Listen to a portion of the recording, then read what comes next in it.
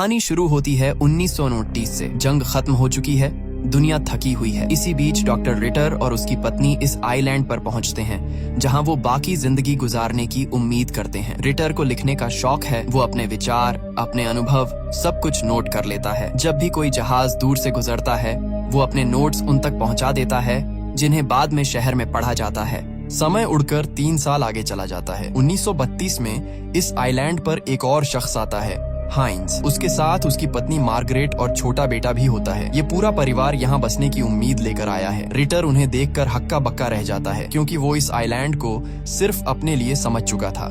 हाइंज बताता है कि रिटर की चिट्ठियां शहर में धूम मचा रही हैं। लोग उसे पढ़ना पसंद करते हैं, लेकिन रिटर को इस बात से कोई फर्क नहीं पड़ता। उसकी नजरें सिर्फ इस बात पर टिकी हैं कि ये परिवार यहाँ रहकर उसके शांत जीवन को बदल देगा। हाइंज कहता है कि उसका बेटा शहर के माहौल में बेहद बीमार रहता है, लेकिन इस आइलैंड की हवा उसके लिए अच्छी है, इसलिए वो यहीं बसना चाहता है। रिटर साफ बता देता है कि यहाँ जीना आसान नहीं है, पानी की कड़ी कमी है और खाना खुद उगाना पड़ता है। लेकिन हाइंज और उसका परिवार इस चुनौती को अपनाने के लिए तैयार खड़े हैं। पर हाइंज अब अपना मन बना चुका है। रिटर चाहकर भी कुछ नहीं कर सकता। वो उन्हें पहाड़ की तरफ ले जाता है जहाँ एक गहरी गुफा है। रिटर ठंडे लहजे में कहता है कि तुम्हारी पत्नी और तुम्हारा बेटा यहीं रह सकते हो, लेकिन चेतावनी साफ है, इस इलाके में जंगली सुअर घूमते हैं। अगर एक बार सामना हो गया तो बचना मुश्किल है। हाइंज इसे खतरे की तरह नहीं, एक नए घर की तरह देखता है और यहीं से उसकी असली परीक्षा शुरू होती है। रिटर वापस अपने घर लौटता है जहां उसकी पत्नी पहले से ही बेचैनी में इंतजार कर रही होती है। वो साफ कहती है कि उसे पसंद नहीं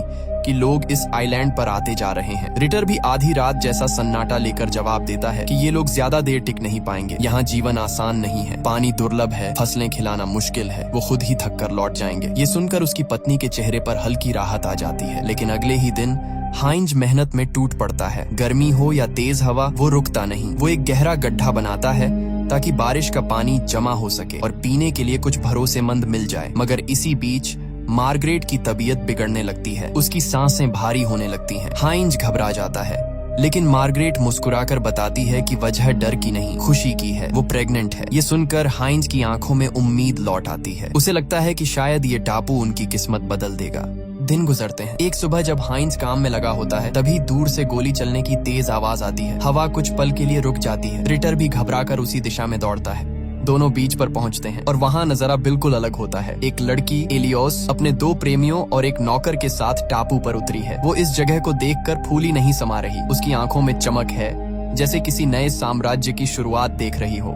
वो बिना सोचे समझे फैसला करती है कि यहीं एक होटल बनाएगी। अमीर लोग आएंगे, छुट्टियां मनाएंगे और ये आइलैंड उसका छोटा सा स्वर्ग बन जाएगा। फिर वो रिटर के घर जाती है। उसे देखकर वो ऐसे मुस्कुराती है जैसे कोई पुरानी कहानी सामने आ गई हो। वो रिटर की खूब तारीफ करती है, कहती है कि तुमने इस पूरे आइलैंड को जीवन दिया है, तुम यहाँ के असली मालिक हो। लेकिन रिटर के चेहरे पर कोई खुशी नहीं। उसकी आंखों में बस एक डर है, डर की ये जगह जिसे उसने और उसकी पत्नी ने अपने अकेलेपन के लिए चुना था अब कभी पहले जैसी नहीं रहेगी। रिटर उससे पूछता है कि तुमने कहाँ ठहरा है। एलियोस बड़ी मासूमियत से बताती है कि वो बीच पर रुकी है। ये सुनकर रिटर का चेहरा तुरंत सख्त हो जाता है। वो कहता है कि बीच सुरक्षित नहीं है, तुम्हें वहाँ से हट जाना चाहिए। उसके शब्द सुनकर एलियोस और उसके दोनों लवर्स साथ आए सर्वेंट के साथ उस जगह की ओर बढ़ जाते हैं जहाँ हाइंज का छोटा सा घर है।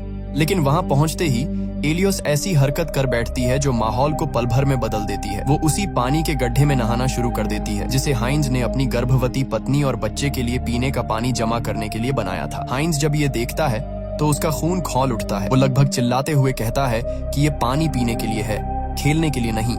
एलियोस घबराकर तुरंत पानी से बाहर निकलती है और माफी मांगती है। हाइंज थोड़ा शांत होकर उसे माफ कर देता है, लेकिन तभी एलियोस एक और मोड़ लेकर आती है। वो बताती है कि वो हाइंज को अच्छी तरह जानती है और उसके पास कई सारे लेटर्स हैं जो लोगों ने हाइंज के लिए भेजे थे। इनमें कुछ पत्र डॉक्टर रिटर के लिए भी हैं।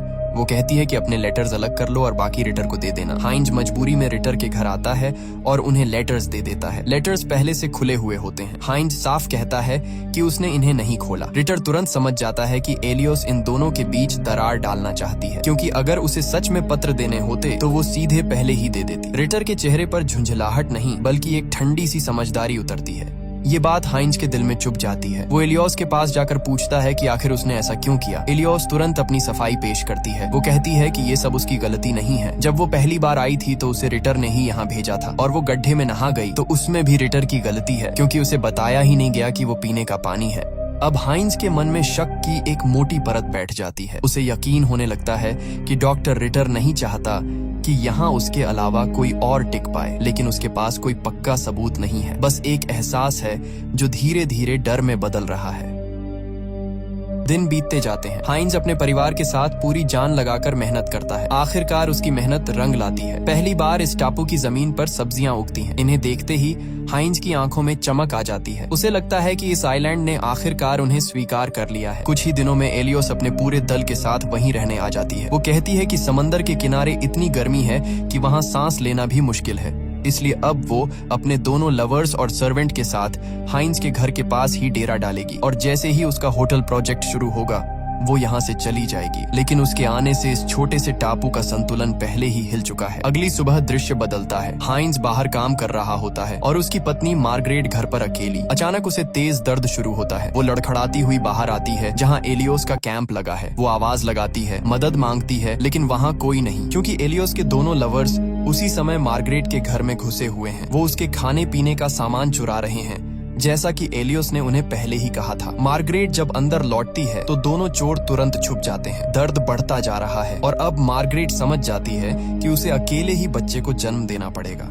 वो हिम्मत बटोरती है, लेकिन तभी घर के बाहर भयानक गुर्राने की आवाज आती है। जब वो बाहर झांकती है तो जंगली कुत्तों का झुंड उसे घेर चुका होता है। उनकी आंखों में भूख और हमला करने की चाहत साफ दिख रही है। इसी बीच एलियोस के दोनों लवर्स चोरी किया हुआ सामान लेकर उसके पास पहुंचते हैं। मार्गरेट की हालत बताकर मदद मांगते हैं, लेकिन एलियोस ठंडे लहजे में कहती है कि तुम यहाँ सिर्फ मेरी मदद करने आए हो, उसे बचाना तुम्हारा काम नहीं है। सच्चाई ये है कि उसने ही उन्हें चोरी करने भेजा था। वहीं दूसरी तरफ मार्गरेट मौत और दर्द के बीच फंसी हुई है। वो चीखती है, तड़पती है। उसकी आवाज इतनी तेज होती है कि आसपास घूम रहे जंगली कुत्ते कुछ कदम पीछे हट जाते हैं और इसी जानलेवा माहौल में वो एक बच्चे को जन्म देती है। लेकिन खतरा अभी खत्म नहीं हुआ है। कुत्ते फिर से उसे घेर लेते हैं। वो उसकी और उसके नवजात बच्चे की तरफ झपटने ही वाले हैं। तभी अचानक गोली की आवाज गूंजती है। हाइंज पूरी रफ्तार से वहां पहुंच चुका है। हवा में चलती गोली जंगली कुत्तों को डरा देती है और वो भाग जाते हैं। हाइंज अपनी पत्नी और नवजात बच्चे को देखकर टूट जाता है। उसकी आंखों में डर, प्यार और राहत सब कुछ एक साथ भर आता है।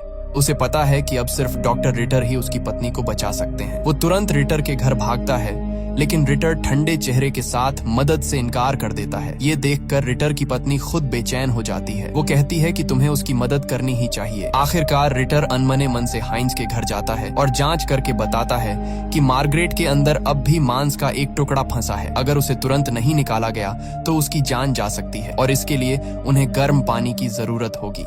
हाइंज जल्दी से पानी गर्म करने में लग जाता है। उसकी हर हरकत में घबराहट साफ दिखती है, क्योंकि उसे पता है कि हर सेकंड की देरी उसकी पत्नी की जान ले सकती है। दूसरी तरफ एलियोस को खबर मिलती है कि डॉक्टर रिटर हाइंज की मदद के लिए उसके घर गए हैं। ये सुनते ही उसके चेहरे का रंग उड़ जाता है। वो नहीं चाहती कि इन दोनों में भरोसा या दोस्ती जैसी कोई चीज पैदा हो। वो अपनी सर्वेंट पर चिल्लाती है कि उसे रिटर को रोकना चाहिए था, लेकिन इस बार सर्वेंट चुप नहीं रहता। वो कहता है कि तुम अंदर से एक क्रूर इंसान हो, तुम्हें एक औरत का दर्द नहीं दिखता, तुम्हारे लिए सिर्फ तुम्हारा स्वार्थ मायने रखता है। इतना कहकर वो एलियोस को वहीं छोड़कर हमेशा के लिए उससे दूरी बना लेता है। एलियोस पहली बार खुद को अकेला और कमजोर महसूस करती है।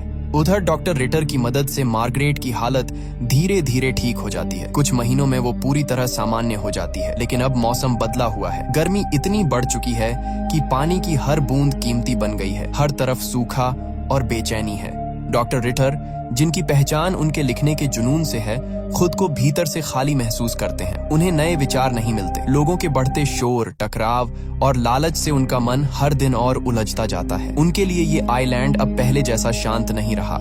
इसी बीच एलियोस के लवर्स में से एक रुडोल्फ भूख से बेहाल होकर हाइंज के घर पहुंचता है। वो कांपती आवाज में खाना मांगता है। हाइंज और मार्गरेट बिना सोचे उसे खाना दे देते हैं। खाना खाते हुए रुडोल्फ एक बड़ा राज खोलता है। वो बताता है कि एलियोस अमीर नहीं है, वो कभी एक कैबरे डांसर थी। उसकी सारी अमीर होने वाली कहानियां बस झूठ थीं। वो अपने बनाए हुए सपनों की दुनिया में जीती है और चाहती है कि बाकी लोग भी उस झूठ में यकीन करें।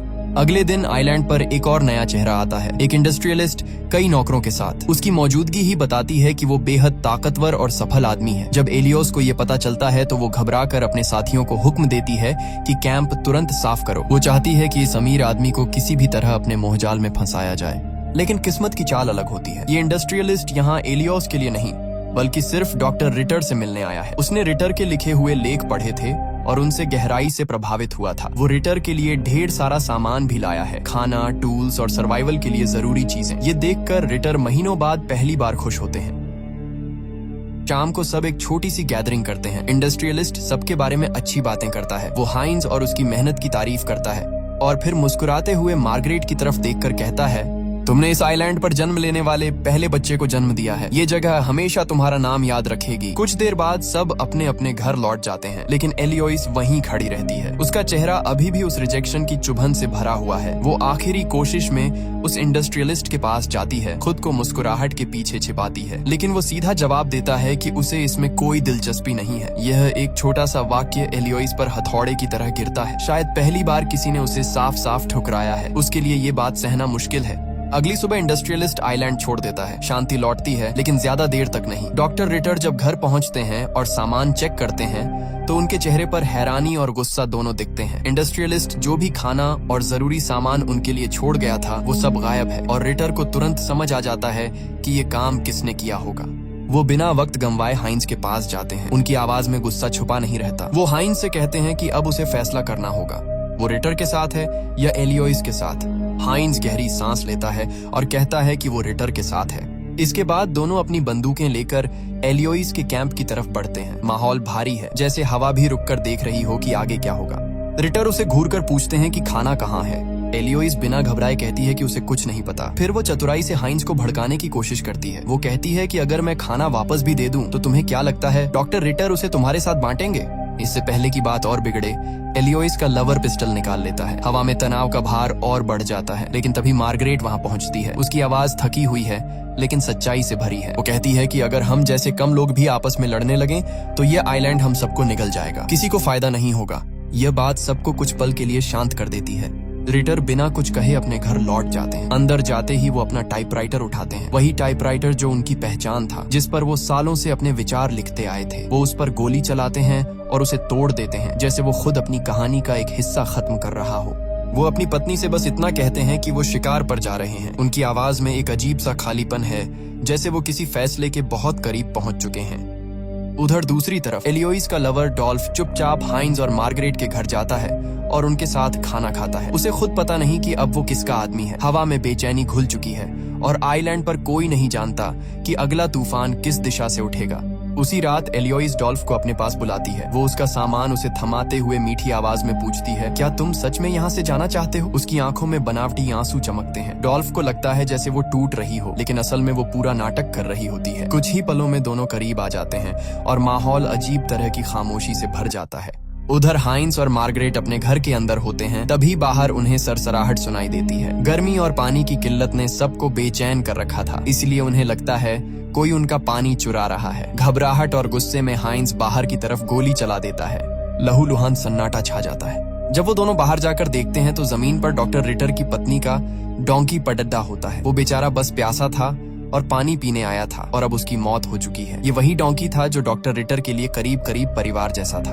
अगली सुबह हालात और बिगड़ने लगते हैं। डॉक्टर रिटर की मुर्गियां बीमार पड़ चुकी हैं और उनका डोंकी भी कहीं दिखाई नहीं देता। रिटर की पत्नी घबराई हुई हाइंस परिवार के पास पहुंचती है और डोंकी के बारे में पूछती है। हाइंस झूठ बोल देता है कि उसे कुछ नहीं पता। उसकी बात सुनकर वो बदहवास होकर वापस लौट जाती है। कुछ देर बाद डॉक्टर रिटर शिकार से लौटते हैं। हाइंस आखिरकार अपराध बोध से टूट जाता है और सारी सच्चाई उन्हें बता देता है। गोली उसी ने चलाई थी। लेकिन ये बात सुनने वाला सिर्फ रिटर नहीं होता। पास में छुपा एलियोइस का दूसरा लवर भी ये सब सुन लेता है और डर के मारे भागना शुरू कर देता है। रिटर और हाइंस उसे दौड़ाकर पकड़ने निकलते हैं। रास्ते में उन्हें रुडोल्फ मिल जाता है, जिसकी आंखें आंसुओं से भरी होती हैं। वो कांपती आवाज में कहता है, मैं एलियोइस के कहने पर आपका डोंकी चुराया था। उसकी हालत देखकर दोनों उसे माफ कर देते हैं। लेकिन अब एक बात साफ हो चुकी है, एलियोइस को रोकना जरूरी है। घर पहुंचकर हाइंस अपनी पत्नी और बच्चों को जंगल में सामान जुटाने के लिए भेज देता है। पूरा परिवार निकल जाता है। इसके बाद हाइंस, डॉक्टर रिटर और रुडोल्फ तीनों एलियोइस के कैंप पहुंचते हैं। हाइंस ऊंची आवाज में कहता है, एलियोइस बाहर निकलो, पर बाहर एलियोइस नहीं आती। उसके दूसरे लवर का विशालकाय शरीर तंबू से निकलकर सामने खड़ा हो जाता है। वो गुस्से से तमतमाया हुआ इन तीनों पर हमला कर देता है। पल भर में हाथापाई शुरू हो जाती है। वो रुडोल्फ को दबोचकर लगभग मार ही देता है कि पीछे से हाइंस झपटता है। हाइंस पूरी ताकत से उसे पकड़कर गिरा देता है और बेकाबू गुस्से में उसे इतना मारता है कि वहीं उसकी मौत हो जाती है। यही इस सुनसान टापू का पहला कत्ल होता है। अंदर से एलियोस बाहर आती है। उसके चेहरे पर गुस्सा और डर दोनों झलक रहे हैं। वो चिल्लाती है, इस इंसान ने मुझे यहाँ बंदी बना रखा था, तुमने उसे मारकर मुझे आजाद कर दिया। लेकिन डॉक्टर रिटर जानते हैं कि ये सब झूठ है। उनकी आंखों में ठंडी धार है। एक पलों की खामोशी के बाद वो गोली चला देते हैं। एलियोस उसी पल वहीं गिर जाती है। उसका लवर भी पहले ही खत्म हो चुका है। जंगल में मार्गरेट गोली की आवाज सुन लेती है। डर और बेचैनी उसके चेहरे पर साफ दिखाई देती है। लेकिन तीनों मिलकर फैसला करते हैं कि इस बारे में किसी को कुछ नहीं बताएंगे। रात के अंधेरे में वे दोनों की बॉडीज को ऊपर की चट्टानों से नीचे समंदर में फेंक देते हैं। अगले दिन रुडोल्फ डॉक्टर रिटर और मार्गरेट के पास आता है। वो बताता है कि प्लेनिक के अनुसार एलियोस और उसका लवर आइलैंड छोड़ चुके हैं, लेकिन उसकी आंखों में शक झलकता है। इसलिए वो उनके पुराने कैंप तक जाता है और पाता है कि एलियोस का पूरा सामान वहीं पड़ा है। रुडोल्फ के हाथ में कुछ सामान होता है जिसे वो डॉक्टर रिटर को बेच देता है और पैसे लेकर वहाँ से चला जाता है। मार्गरेट हाइंस के पास जाती है और धीरे से कहती है, मुझे पता है कि वो दोनों मारे जा चुके हैं। मैंने गोली की आवाज सुनी थी। घर आकर मैंने तुम्हारी बंदूक की गोलियों को भी चेक किया, पूरी थी। इसका मतलब ये है कि डॉक्टर रिटर ने उन्हें मारा। अब वो अपने अगले लेख में लिखेंगे कि तुमने दोनों को मारा था। इसके बाद पुलिस आएगी और तुम्हें गिरफ्तार कर लेगी। हाइंस गहरी सांस लेता है और कहता है, तुम बच्चों को लेकर यहाँ से चली जाओ, मैं सब संभाल लूंगा। लेकिन मार्गरेट मना कर देती है। उसकी आंखों में डर और दृढ़ता दोनों झलकते हैं। इसी बीच हमें डॉक्टर रिटर की पत्नी दिखाई देती है। वो पूरी तरह से परेशान और थकी हुई है। वो रिटर से कहती है, जब हम यहाँ आए थे तो हमारा मकसद कुछ और था, लेकिन अब हम पूरी तरह बदल चुके हैं। मुझे लगता है यहाँ रहना अब कोई मतलब नहीं रखता।